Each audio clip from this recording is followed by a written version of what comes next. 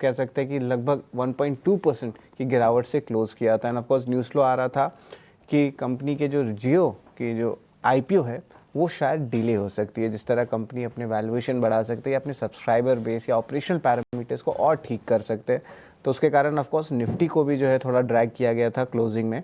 आप एक बार किरण एक बार ज़रा बताएं रिलायंस का चार्ट्स क्या कह रहा है। Of course long term charts तो यहाँ पे थोड़ा जो है पॉजिटिव ही लग रहा है। एक 1.5 से 2 महीने में एक रनअप भी आने वाली है, हो सकती है इनकी एजीएम में। आप ज़रा बताएंगे रिलायंस का चार्ट कैसा लग रहा है कि यहाँ पे और कुछ जो है गिरावट की जो है बन सकते हैं पोजिशंस।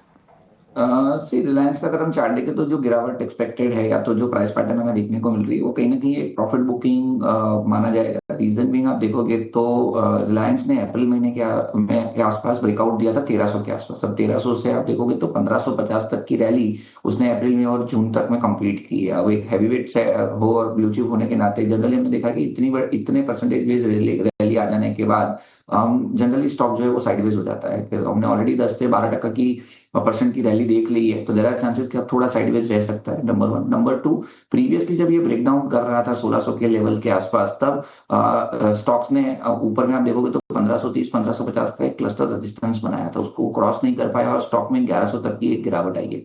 अब वापस उसी रेजिस्टेंस के आसपास ट्रेड कर रहा है, तो it will take some time to cross this particular resistance only. And अब हमें लग रहा है कि एक फ्रेश जो रिलायंस के लिए यहाँ पे एक रेंज बनी हुई है वो 1450 1470 से लेके ऊपर में 1550। तो ये 70-80 पॉइंट की रेंज के अंदर we believe that Reliance will consolidate for some time.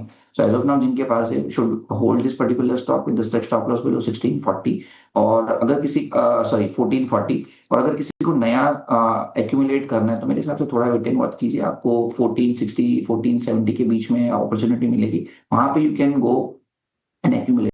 तो जिनके पास है वो 1440 के स्टॉप लॉस के साथ होल्ड रख के नई खरीदारी के लिए 1460 1470 के जोन में आप एक्यूमुलेट कर सकते हो। ऊपर में इनिशियल लेवल पे 1550 का हमारा टारगेट रहेगा।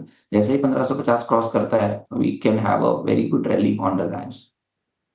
50 के बाद जो है रैली रिज्यूम कर सकती है। एंड ऑफ कोर्स एजीएम भी जो है 1.5 से 2 महीने में आने वाले, तो बड़े अनाउंसमेंट्स आ सकते हैं, तो उसके लिए ऑफ कोर्स स्टॉक पे जो है नज़र ज़रूर रखेंगे। लेकिन बैंकिंग से इस पे जो है एक कंपनी है कोटक बैंक, यहाँ पे इस हफ्ते देखें तो टॉप गेनर भी रहा है।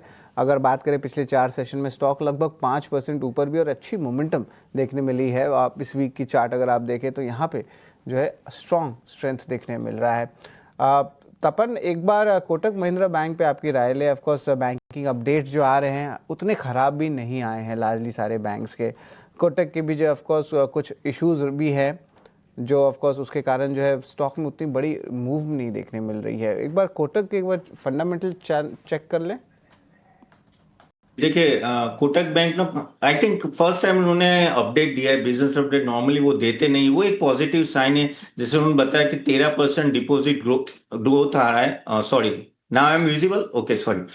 देखिए कोटक बैंक की मैं बात करूं तो ओवरऑल अगर आप देखें तो उन्होंने कभी वो अपडेट देते नहीं थे, इस बार वो अपडेट देना चालू किए और वो एक पॉजिटिव पॉइंट। तो अगर देखें तो उनका deposit growth 13% year on year growth आ रहा है, तो वो बहुत अच्छा है, ऑलमोस्ट 4.92 लाख करोड़ के आसपास पहुंच गया है और रैली हुई है ऑफ कोर्स। और नेट एडवांसेस भी अगर आप देखो तो 14% से ईयर ऑन ईयर ग्रोथ है, जो बता रहा है कि ना एक अच्छी खासी ग्रोथ दोनों जगह आ रही है। क्रेडिट ग्रोथ इस बार लग रहा है कि ना 10-15% के आसपास रहेगा।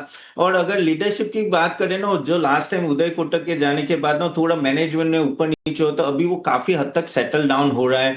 और उनके जो क्रेडिट कार्ड के जो इश्यूज थे पहले, जो आरबीआई ने वो उस पर रिस्ट्रिक्शन लगे थे, वो भी सॉर्ट आउट हुए।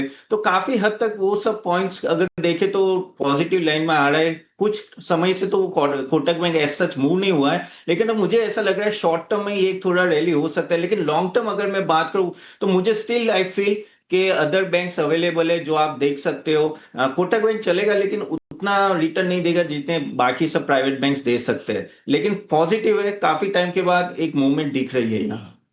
क्या सो कोटक महिंद्रा बैंक पॉजिटिव जरूर है। इनके बिजनेस अपडेट्स जो आए थे ताज़ा 2 दिन पहले, वहां पर हमने देखा था एडवांसेस में करीब 14% के मूव्स देखने को मिले थे।